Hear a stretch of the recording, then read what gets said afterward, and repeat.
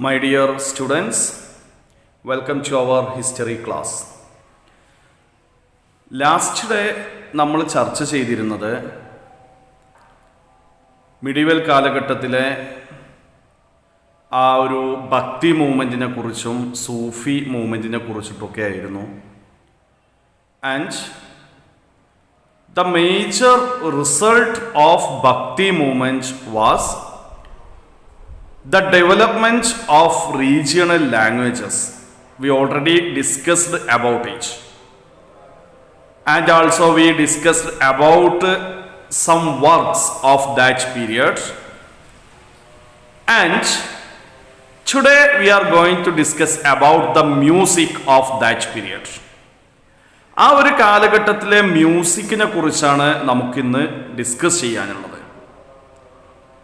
എന്താണ് ഈ കാലഘട്ടത്തിലെ മ്യൂസിക്കിന് സംഭവിച്ചത്, അല്ലെങ്കിൽ മ്യൂസിക്കിൽ ഏതൊക്കെ തരത്തിലുള്ള മാറ്റങ്ങളാണ് ഈ കാലഘട്ടത്തിൽ സംഭവിച്ചത് എന്നാണ് നമ്മൾ ആദ്യം പഠിക്കേണ്ടത്. നോക്കാം. ഇവിടെ നമ്മൾ ആദ്യം മനസ്സിലാക്കേണ്ടത് ഈ ഒരു മിഡീവൽ പീരിയഡിലാണ് മ്യൂസിക് എന്ന് പറയുന്ന ആ ഒരു സമ്പ്രദായത്തിന് പല തരത്തിലുള്ള ഫോംസ്, പല രൂപങ്ങൾ ഉണ്ടായത് എന്നുള്ളതാണ്. നമുക്കറിയാം, അവിടെ ഓൾറെഡി നിലവിലുണ്ടായിരുന്ന ഒരു മ്യൂസിക് സിസ്റ്റം ആയിരുന്നു കർണാട്ടിക് മ്യൂസിക്. ഈ കർണാട്ടിക് മ്യൂസിക്കിന് തന്നെ ഒരുപാട് പ്രോഗ്രസ് ഉണ്ടാവുകയും അങ്ങനെ അത് നന്നായിട്ട് മെച്ചപ്പെടുകയും ചെയ്ത ഒരു കാലഘട്ടമായിരുന്നു മിഡീവൽ പീരിയഡ്. ആ ഒരു കാലഘട്ടത്തിലെ ഏറ്റവും പ്രധാനപ്പെട്ട ഒരു കർണാട്ടിക് മ്യൂസിഷ്യനായിരുന്നു നായിക് ഗോപാൽ. ഈ ഒരു കാലഘട്ടത്തില് ഒരുപാട് മ്യൂസീഷ്യൻസ്, ഒരുപാട് മ്യൂസിക്കുമായി ബന്ധപ്പെട്ട ആളുകൾ എന്ത് ചെയ്തിട്ടുണ്ട്, ഡെക്കാനിൽ നിന്ന് നോർത്ത് ഇന്ത്യയിലേക്ക് മൈഗ്രേറ്റ് ചെയ്തിട്ടുണ്ട്. അങ്ങനെ എന്ത് ചെയ്യുകയാണ്, പേർഷ്യൻ മ്യൂസിക്കിന്റെ ഇൻഫ്ലുവൻസോട് കൂടി ഈ കാലഘട്ടത്തിൽ നോർത്ത് ഇന്ത്യയിൽ പുതിയൊരു മ്യൂസിക് സിസ്റ്റം വന്നു. ഏത് മ്യൂസിക്കിന്റെ ഇൻഫ്ലുവൻസോട് കൂടിയാണ്? പേർഷ്യൻ മ്യൂസിക് നോർത്ത് ഇന്ത്യയിലെ മ്യൂസിക്കിൽ അതിൻ്റെതായ ഇൻഫ്ലുവൻസ് ചെലുത്തുകയും അങ്ങനെ ഒരു പുതിയ തരത്തിലുള്ള മ്യൂസിക് നമ്മുടെ രാജ്യത്തിൽ നിലവിൽ വരികയും ചെയ്തു. ആ മ്യൂസിക്കിന്റെ പേരാണ് ഹിന്ദുസ്ഥാനി മ്യൂസിക്. ഏതായിരുന്നു? ഹിന്ദുസ്ഥാനി മ്യൂസിക്. അങ്ങനെ ആ ഹിന്ദുസ്ഥാനി മ്യൂസിക്കുമായി ബന്ധപ്പെട്ട ഏറ്റവും പ്രധാനപ്പെട്ട ഒരു വ്യക്തിയായിരുന്നു അമീർ ഖുസ്രു. ആരായിരുന്നു? അമീർ ഖുസ്രു സൽത്തനത്ത് പീരിയഡിൽ ജീവിച്ചിരുന്ന വ്യക്തിയായിരുന്നു. സോ ആ ഒരു മിഡീവൽ കാലഘട്ടത്തിലെ മ്യൂസിക്കുമായി ബന്ധപ്പെട്ട് നമ്മൾ ആദ്യം മനസ്സിലാക്കേണ്ട 3 പോയിന്റ് ആണുള്ളത്. First one, considerable progress was attained by the Carnatic music. Carnatic മ്യൂസിക്കിന് ഒരുപാട് പ്രോഗ്രസ് ഉണ്ടായി. പിന്നെ നമ്മൾ മനസ്സിലാക്കേണ്ടത് the famous Carnatic musician of the period was Naik Gopal. ആ കാലഘട്ടത്തിൽ ഏറ്റവും പ്രധാനപ്പെട്ട ഒരു കർണാട്ടിക് മ്യൂസിഷ്യനായിരുന്നു നായിക് ഗോപാൽ. അതേപോലെ തന്നെ ഡ്യൂറിംഗ് ദി സെയിം പീരിയഡ്, ഈ സമയത്ത് തന്നെ a new music style evolved in north India due to the influence of Persian music. Persian മ്യൂസിക്കിന്റെ ഇൻഫ്ലുവൻസോട് കൂടി ഇന്ത്യയിൽ പുതിയ ഒരു മ്യൂസിക് നിലവിൽ വന്നു. It came to be known as the Hindustani music. ആ പുതുതായി വന്ന ആ ഒരു മ്യൂസിക്കിന്റെ പേരായിരുന്നു Hindustani music. Amir Khusrau, who lived in the Sultanate period, was one of the famous Hindustani musicians of the Sultanate period. അതിൽ ആ ഹിന്ദുസ്ഥാനി മ്യൂസിക്കുമായി ബന്ധപ്പെട്ട ഏറ്റവും പ്രധാനപ്പെട്ട ഒരു വ്യക്തിയായിരുന്നു അമീർ ഖുസ്രു. ഈ 4 പോയിന്റ് ആ ഒരു മിഡീവൽ പീരിയഡിലെ മ്യൂസിക്കുമായി ബന്ധപ്പെട്ട് നമ്മൾ എന്ത് ചെയ്യേണ്ടതുണ്ട്, ഓർത്തു വെക്കേണ്ടതുണ്ട്. ഇനി നോക്കൂ, ഈ അമീർ ഖുസ്രു ഇന്ത്യൻ മ്യൂസിക്കുമായി ബന്ധപ്പെട്ട വിവരങ്ങളെല്ലാം നായിക് ഗോപാലിൽ നിന്നും ശേഖരിച്ചിരുന്നു, മനസ്സിലാക്കിയിരുന്നു എന്നാണ് പറയുന്നത്. മാത്രമല്ല, ഈ കാലഘട്ടത്തിലെ റൂളേഴ്സ് ആയിരുന്ന, മിഡീവൽ പീരിയഡിലെ റൂളേഴ്സൊക്കെ മ്യൂസിക്കിനെ നന്നായിട്ട് ഇഷ്ടപ്പെട്ടിരുന്ന, മ്യൂസിക്കിനെ സംരക്ഷിച്ചിരുന്ന ആളുകളായിരുന്നു. അതുകൊണ്ട് തന്നെ ഒരുപാട് മ്യൂസീഷ്യൻസും അവിടെയുള്ള ഭരണാധികാരികൾ മ്യൂസിക്കിന് പ്രാധാന്യം നൽകുകയൊക്കെ ചെയ്തപ്പോൾ എന്ത് ചെയ്യുകയാണ്, അവിടെ മ്യൂസിക്കിൽ പുതിയ പുതിയ രൂപങ്ങൾ ഉണ്ടായി വരികാനും തുടങ്ങിയിട്ടുണ്ട് എന്നാണ് പറയുന്നത്. അതിൽ ഏറ്റവും പ്രധാനപ്പെട്ട ഒരു മാറ്റം നമ്മൾ ഓൾറെഡി പറഞ്ഞു. പേർഷ്യൻ മ്യൂസിക് ഇന്ത്യൻ മ്യൂസിക്കിലേക്ക് എന്ത് ചെയ്യാൻ തുടങ്ങി, അത് അപ്ലൈ ചെയ്യാൻ തുടങ്ങി എന്നുള്ളത് വളരെ പ്രധാനപ്പെട്ട ഒരു മാറ്റമായിരുന്നു. അതാണ് നമ്മൾ ആ ഒരു ഹിന്ദുസ്ഥാനി മ്യൂസിക്കുമായി ബന്ധപ്പെട്ട് പറഞ്ഞത്. അതേപോലെ തന്നെ ഈ കാലഘട്ടത്തിൽ വന്ന മറ്റൊരു സമ്പ്രദായമായിരുന്നു പേർഷ്യക്കാരുടെ സിംഗിങ് സ്റ്റൈൽ. പേർഷ്യക്കാർ പാട്ടുപാടുന്ന സ്റ്റൈലായിരുന്ന ഖായൽ, തുമ്രി തുടങ്ങിയ സ്റ്റൈലൊക്കെ ഇന്ത്യയിൽ പോപ്പുലാരിറ്റി നേടി എന്നുള്ളത്. പേർഷ്യക്കാരുടെ സിംഗിങ് സ്റ്റൈലിന് ഇന്ത്യയിൽ പോപ്പുലാരിറ്റി കിട്ടി എന്നാണ് പറയുന്നത്. മാത്രമല്ല many musical instruments also became popular in India. ഒരുപാട് മ്യൂസിക്കൽ ഇൻസ്ട്രുമെന്റ്സ് ഇന്ത്യയിൽ പോപ്പുലറായി. ഏതൊക്കെയാണെന്നറിയോ? സിതാർ, സാരംഗി, തബല തുടങ്ങിയ സിതാർ, സാരംഗി, തബല തുടങ്ങിയ മ്യൂസിക്കൽ ഇൻസ്ട്രുമെന്റ്സ് ഒക്കെ എന്ത് ചെയ്യാൻ തുടങ്ങി, നമ്മുടെ രാജ്യത്ത് പോപ്പുലർ ആവാനും തുടങ്ങി എന്നാണ് പറയുന്നത്. നോക്കൂ, നമുക്ക് ഇവിടെ നമ്മൾ ഓർത്തിരിക്കേണ്ട പോയിന്റ്സ് എന്ന് പറയുന്നത് the medieval rulers were patrons of this category of music. Medieval rulers were patrons of music. Medieval rulers എന്ന് പറയുന്നത് മ്യൂസിക്കിന്റെ സംരക്ഷകന്മാരായിരുന്നു. New forms of music emerged during this period. ഈ കാലഘട്ടത്തിൽ പുതിയ പുതിയ മ്യൂസിക്കിന്റെ പുതിയ പുതിയ രൂപങ്ങൾ നമ്മുടെ രാജ്യത്തുണ്ടായി. അതേപോലെ തന്നെ നോക്കൂ, the techniques of Persia were experimented in Indian music. പേർഷ്യക്കാരുടെ ടെക്നിക്ക് ഇന്ത്യൻ മ്യൂസിക്കിൽ പരീക്ഷിക്കാൻ തുടങ്ങി. The singing styles such as khayal and thumri got popularity. പേർഷ്യക്കാരുടെ സിംഗിങ് സ്റ്റൈലായ ഖായലും തുമ്രിക്കും ഒക്കെ ഇന്ത്യയിൽ പോപ്പുലാരിറ്റി കിട്ടി. Many musical instruments like sitar, sarangi, tabla, etc. also became popular. Musical instruments ആയ സിത്താറിനും സാരംഗിക്കും തബലക്കും ഒക്കെ എന്ത് ചെയ്യുകയാണ്, പോപ്പുലാരിറ്റി കിട്ടുകയും ചെയ്തു.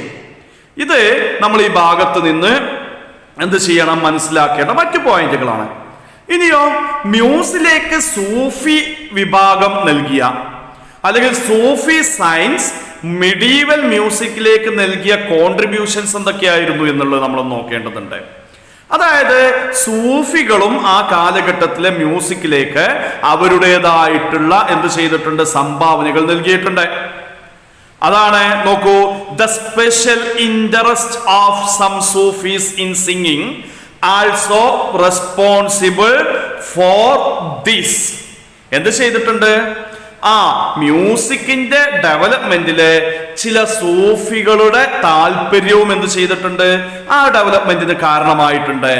It was through the Sufi science that khayal and ghazal became widespread in India. Sufi science ആണ് ഖായൽ എന്ന സിംഗിങ് സ്റ്റൈലും ഗസൽ നമ്മളൊക്കെ കേട്ടിട്ടുണ്ടാവും. ഗസൽ എന്നുള്ള ആ ഒരു മ്യൂസിക്കും ഒക്കെ നമ്മുടെ രാജ്യമായ ഇന്ത്യയിൽ പ്രചരിപ്പിച്ചത്. The musical works of Sanskrit were translated into Persian during this period. ഈ കാലഘട്ടത്തിൽ നടന്ന മറ്റൊരു പ്രധാനപ്പെട്ട സംഭവമാണ് മ്യൂസിക്കൽ വർക്ക്സ്. സംഗീതവുമായി ബന്ധപ്പെട്ട വർക്കുകൾ എന്ത് ചെയ്തിട്ടുണ്ട്, സംസ്കൃത ഭാഷയിൽ നിന്ന് പേർഷ്യൻ ഭാഷയിലേക്ക് ട്രാൻസ്ലേറ്റ് ചെയ്തിട്ടുണ്ട്. നോക്കൂ, അത് ഏതൊക്കെയാണ് അതിൽ പ്രധാനപ്പെട്ടത് എന്നുള്ളത് നമ്മൾ നോക്കേണ്ടതുണ്ട്. അതില് മ്യൂസിക്കിനെ കുറിച്ചിട്ടുള്ള വളരെ പ്രധാനപ്പെട്ട ഒരു ഗ്രന്ഥമായിരുന്നു രാഗദർപ്പൺ. എന്താ ഗ്രന്ഥത്തിന്റെ പേര്? രാഗദർപ്പൺ. ഈ രാഗദർപ്പൺ എന്ന് പറയുന്ന ആ ഒരു വർക്കിനെ പേർഷ്യൻ ലാംഗ്വേജിലേക്ക് ഫിറോസ് ഷാ തുഗ്ലക്കിന്റെ സമയത്ത് ട്രാൻസ്ലേറ്റ് ചെയ്തിട്ടുണ്ട്. അതേപോലെ തന്നെ അക്ബർ ചക്രവർത്തി, നമുക്കറിയാം അക്ബർ ചക്രവർത്തിക്കും മ്യൂസിക് ഭയങ്കര ഇഷ്ടമായിരുന്നു.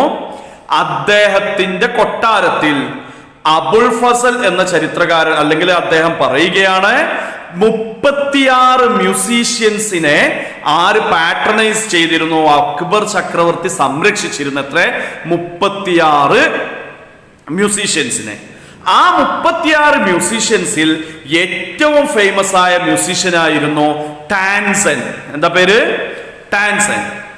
ആ ടാൻസൻ എന്ന് പറയുന്ന ആ മ്യൂസീഷ്യന്റെ കോൺട്രിബ്യൂഷൻ ആണ് ഹിന്ദുസ്ഥാനി സംഗീതത്തിലെ ഏറ്റവും പ്രധാനപ്പെട്ട രാഗമായ ദർബാർ രാഗം. ഏത് രാഗം? ദർബാർ രാഗം. അപ്പോൾ ഞാൻ ഇപ്പോൾ ഇവിടെ പറഞ്ഞത് emperor Akbar was A great lover of music. Akbar ചക്രവർത്തി മ്യൂസിക്കിനെ നന്നായിട്ട് ഇഷ്ടപ്പെട്ടിരുന്ന വ്യക്തിയായിരുന്നു.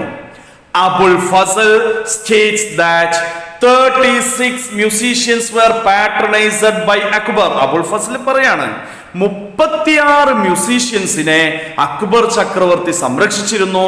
The most famous among them was ടാൻസൺ. അതിൽ ഏറ്റവും ഫേമസ് ആയ മ്യൂസീഷ്യൻ ആയിരുന്നു ടാൻസൺ. The Darbar Raga, which enriched the Hindustani music, was his contribution. Hindustani മ്യൂസിക്കിനെ എൻറിച്ച് ചെയ്ത ദർബാർ രാഗ എന്ന് പറയുന്ന രാഗം was the contribution of Tansen. അത് ടാൻസണിന്റെ കോൺട്രിബ്യൂഷൻ ആയിരുന്നു. ഇനി നോക്കൂ, സാരംഗദേവൻ എന്ന് പറയുന്ന ഒരു വ്യക്തി 13th സെഞ്ചുറിയിൽ എഴുതിയ സംഗീത രത്നാകരം എന്ന് പറയുന്ന ഗ്രന്ഥം മിഡീവൽ മ്യൂസിക്കിനുമായി ബന്ധപ്പെട്ട വളരെ പ്രധാനപ്പെട്ട ഒരു ഗ്രന്ഥമാണ്. ആരെഴുതിയത്? സാരംഗദേവൻ. എന്താ പുസ്തകത്തിന്റെ പേര്? ഗ്രന്ഥത്തിന്റെ പേരെന്താ? സംഗീത രത്നാകരം. അതും നമ്മൾ അവിടെ എന്ത് ചെയ്യണം? പഠിക്കേണ്ടതുണ്ട്. സാരംഗദേവൻ എഴുതിയ സംഗീത രത്നാകരം എന്ന് പറയുന്ന ബുക്ക് മിഡീവൽ ഇന്ത്യൻ മ്യൂസിക്കുമായി ബന്ധപ്പെട്ട വളരെ പ്രധാനപ്പെട്ട ഒരു പുസ്തകമാണ് എന്ന് കൂടി നമ്മൾ ഇവിടെ പഠിക്കേണ്ടതുണ്ട്. ഇത്രയും നമ്മൾ ഈ ഒരു മിഡീവൽ മ്യൂസിക്കുമായി ബന്ധപ്പെട്ട് പഠിച്ചു കഴിഞ്ഞാൽ നമ്മൾ അടുത്തത് പഠിക്കേണ്ടതാണ് ആർക്കിടെക്ചറും പെയിന്റിങ്ങും. ഈ മിഡീവൽ കാലഘട്ടത്തിലെ നമ്മുടെ രാജ്യത്തെ ആർക്കിടെക്ചറും പെയിന്റിങ്ങും എങ്ങനെയൊക്കെ ആയിരുന്നു എന്ന് നമ്മളൊന്ന് എന്ത് ചെയ്യേണ്ടതുണ്ട്? ജസ്റ്റ് ഒന്ന് നോക്കേണ്ടതുണ്ട്. അതായത് നമ്മൾ ഒരു പക്ഷേ നിങ്ങളുടെ 6th സ്റ്റാൻഡേർഡിലൊക്കെ നിങ്ങൾ ആ ഒരു കാലഘട്ടത്തിലെ ആർക്കിടെക്ചറുമായിട്ട് ഡീറ്റെയിൽ ആയിട്ട് നമ്മൾ പഠിച്ചതാണ്. എന്താണെങ്കിലും ഈ മിഡീവൽ പീരിയഡിലാണ് ആർക്കിടെക്ചറുമായി ബന്ധപ്പെട്ട പുതിയ സ്റ്റൈലുകളായ Dravida style, Nagara style, Indo Persian സ്റ്റൈലൊക്കെ ഡെവലപ്പ് ചെയ്തു വന്നത് മിഡീവൽ പീരിയഡിലാണ്. ആർക്കിടെക്ചറുമായി ബന്ധപ്പെട്ട പുതിയ സ്റ്റൈൽസ് ആയ new styles of architecture such as Dravida, Nagara, Indo Persian. ദ്രാവിഡ എന്ന സ്റ്റൈല്, നഗര എന്ന് പറയുന്ന സ്റ്റൈല്, ഇൻഡോ പേർഷ്യൻ എന്ന് പറയുന്ന സ്റ്റൈലൊക്കെ ഡെവലപ്പ് ചെയ്തത് മിഡീവൽ പീരിയഡിലാണ്. അതേപോലെ തന്നെ ഈ ഒരു കാലഘട്ടത്തില് blending of different sculptural styles, കൊത്തുപണികള്, പ്രതിമകളൊക്കെ കൊത്തിയുണ്ടാക്കുന്ന അല്ലെ കൊത്തുപണികള് ബ്ലെൻഡ് ചെയ്ത് പല സ്റ്റൈലുകളും കൂട്ടിയോജിപ്പിച്ചു വന്നതും ഈ ഒരു കാലഘട്ടത്തിന്റെ പ്രത്യേകതയാണ് എന്നാണ് പറയുന്നത്. പിന്നെ നമുക്ക് പഠിക്കേണ്ടത്, അപ്പൊ ആർക്കിടെക്ചറുമായിട്ട് ബന്ധപ്പെട്ട ആ 2 പോയിന്റാണ് നമ്മൾ പഠിക്കേണ്ടത്. ആ കാലഘട്ടത്തിൽ ഉൾത്തിരിഞ്ഞു വന്ന സ്റ്റൈലുകൾ ഏതൊക്കെയാണ് എന്നും അവിടെ വിവിധ സ്റ്റൈലുകൾ ബ്ലെൻഡ് ചെയ്തിരുന്നു എന്നും പഠിക്കും. ഇനി പഠിക്കേണ്ടത് മിഡീവൽ കാലഘട്ടത്തിലെ പെയിന്റിങ്ങിനെ കുറിച്ചാണ് നമ്മൾ പഠിക്കേണ്ടത്. അതായത് മിഡീവൽ കാലഘട്ടത്തിലെ പെയിന്റിങ്ങുമായി നമ്മൾ പഠിക്കുമ്പോൾ ആദ്യം നമ്മൾ പഠിക്കേണ്ടത് അവിടെ മിഡീവൽ കാലഘട്ടത്തിലെ മുഗൾ പീരിയഡിലെ ഒരു പുതിയ പെയിന്റിംഗ് സ്റ്റൈൽ നിലവിലുണ്ടായിരുന്നു. ആ സ്റ്റൈലിന്റെ പേരാണ് മിനിയേച്ചർ പെയിന്റിംഗ്. എന്താ പേര്? Miniature painting. The painting style that came into vogue during the Mughal period is known as miniature painting. Mughal പീരിയഡിൽ രംഗത്ത് വന്ന ഒരു പെയിന്റിംഗ് സ്റ്റൈലിന്റെ പേരാണ് മിനിയേച്ചർ പെയിന്റിംഗ്. എന്താ മിനിയേച്ചർ പെയിന്റിംഗ് എന്ന് പറഞ്ഞാൽ? This is the style of drawing pictures like the pictures in books. ബുക്കുകളിലെ ചിത്രങ്ങൾ പോലെ ഒരു പെയിന്റിംഗ് എന്നുള്ളത് ഒരു പേജിൽ ഒറ്റ ചിത്രമായി വരക്കുന്നതിനേക്കാൾ നമ്മൾ കഥാപുസ്തകത്തിലൊക്കെ കണ്ടിട്ടില്ലേ, ചെറിയ ചെറിയ ചിത്രങ്ങളായി പുസ്തകങ്ങളിലെ ചിത്രങ്ങളെ പോലെ വരക്കുന്ന സ്റ്റൈല്, അതിനെയാണ് എന്ത് പറയുന്നത്, മിനിയേച്ചർ പെയിന്റിംഗ് എന്ന് പറയുന്നത്.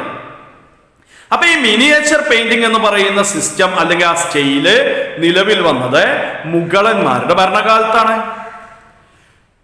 മാത്രമല്ല മുഗൾ ഭരണകൂടത്തിലെ വളരെ പ്രധാനപ്പെട്ട ഒരു രാജാവായിരുന്നു ഹുമയൂൺ. ഈ ഹുമയൂൺ എന്ന് പറയുന്ന രാജാവ് പേർഷ്യയിലെ ആർട്ടിസ്റ്റുകളെ കോണ്ടാക്ട് ചെയ്യുകയും എന്നിട്ട് അവരെ ആ ഒരു പെയിന്റിംഗ് ഒക്കെ മെച്ചപ്പെടുത്തുന്നതിന് വേണ്ടിയിട്ട് ഹുമയൂണിന്റെ കൊട്ടാരത്തിലേക്ക് കൊണ്ടുവരികയും ചെയ്തിട്ടുണ്ട്. The Mughal emperor Humayun contacted Persian artists and Mir Sayyid Ali and Abdus Samad were brought to his court. പേർഷ്യനിലെ ആർട്ടിസ്റ്റുകളെ കോണ്ടാക്ട് ചെയ്ത് മിർ സയ്യിദ് അലി എന്ന പേരുള്ള ഒരു ആർട്ടിസ്റ്റിനെയും അബ്ദുസ് സമദ് എന്ന് പറയുന്ന ഒരു ആർട്ടിസ്റ്റിനെയും അവരുടെ കോർട്ടിലേക്ക് കൊണ്ടുവന്നു. അങ്ങനെ അവരിലൂടെ മുഗളന്മാരുടെ പെയിന്റിംഗ് സ്റ്റൈൽ എന്ന് പറയുന്നത് വീണ്ടും ഡെവലപ്പ് ചെയ്തു എന്നാണ് പറയുന്നത്. മാത്രമല്ല ആ കാലഘട്ടത്തില് പെയിന്റിംഗ് കോമ്പറ്റീഷൻസ് നടത്തിയിരുന്നു. ആരുടെ കാലഘട്ടത്തിൽ അറിയാം? അക്ബർ ചക്രവർത്തിയുടെ കാലഘട്ടത്തിലെ പെയിന്റിംഗ് കോമ്പറ്റീഷൻസ് നടത്തിയിരുന്നു.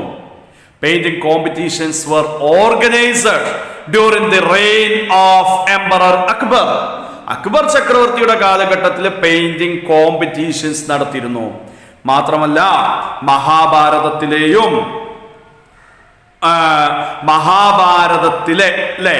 കഥകൾ എന്ത് ചെയ്തിട്ടുണ്ട്? മഹാഭാരതത്തിലെ സംഭവങ്ങളെ എ സീരീസ് ഓഫ് പിക്ചേഴ്സിന്റെ സീരീസ് ആക്കിക്കൊണ്ട് എന്ത് ചെയ്തു? വരച്ചിട്ടുണ്ട്. ആരാ വരച്ചതെന്നറിയോ? ദശ്വന്താണ് വരച്ചത്. മഹാഭാരത സംഭവങ്ങളെ ആ പിക്ചേഴ്സ് ആക്കിക്കൊണ്ട് തുടർച്ചയായ ചിത്രങ്ങളാക്കിക്കൊണ്ട് വരച്ചത് ദശ്വന്തായിരുന്നു. ആ ഒരു ചിത്രങ്ങളെ സീരീസ് ഓഫ് പിക്ചേഴ്സിനെ പറയുന്ന പേരാണ് രാജ്നാമ. എന്താ പറയാ? രാജ്നാമ.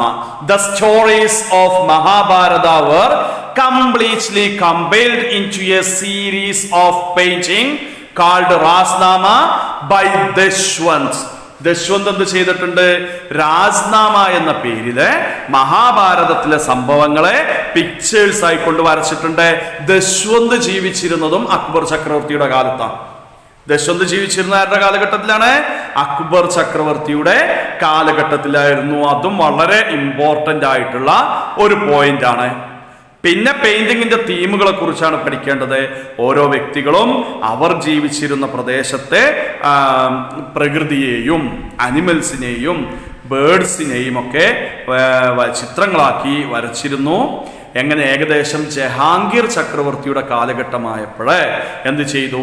പെയിന്റിംഗ് എന്ന് പറയുന്നത് വളരെയധികം ഡെവലപ്പായി എന്നാണ് പറയുന്നത്. The quality of paintings increased considerably during the reign of Jahangir.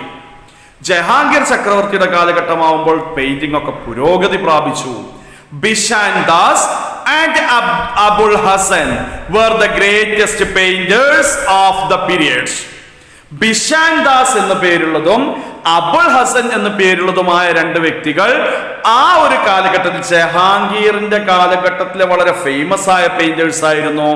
Kalyan Das was a painter during the period of Shah Jahan. Shah Jahan ചക്രവർത്തിയുടെ കാലത്തെ വളരെ പ്രധാനപ്പെട്ട ഒരു ആർട്ടിസ്റ്റ്, ഒരു പെയിന്റർ ആയിരുന്നു കല്യാൺ ദാസ് എന്ന് പറയുന്ന ആ ഒരു പെയിന്റർ. അപ്പൊ അത് നമ്മൾ എന്ത് ചെയ്യേണ്ടതാണ്? ആ ഒരു കാലഘട്ടത്തിലെ പെയിന്റിങ്ങുമായി ബന്ധപ്പെട്ട് നമ്മൾ ബേസിക്കലായിക്കൊണ്ട് പഠിക്കേണ്ടതാണ്. ഇനി നോക്കൂ, ഇനി നമ്മൾ അവിടെ മനസ്സിലാക്കി വെക്കേണ്ട ഒരു കാര്യമാണ്, അവിടെ പെയിന്റേഴ്സിന്റെ ഗ്രൂപ്പുകൾ ഉണ്ടായിരുന്നു. അവർ പല സംസ്ഥാനങ്ങളിൽ നിന്നുള്ള ആളുകളായിരുന്നു. അതായത് ഗുജറാത്തിൽ നിന്നുള്ളവരുണ്ടാവും, കാശ്മീർ, ഡക്കാനൊക്കെ ഉണ്ടായിരുന്നു.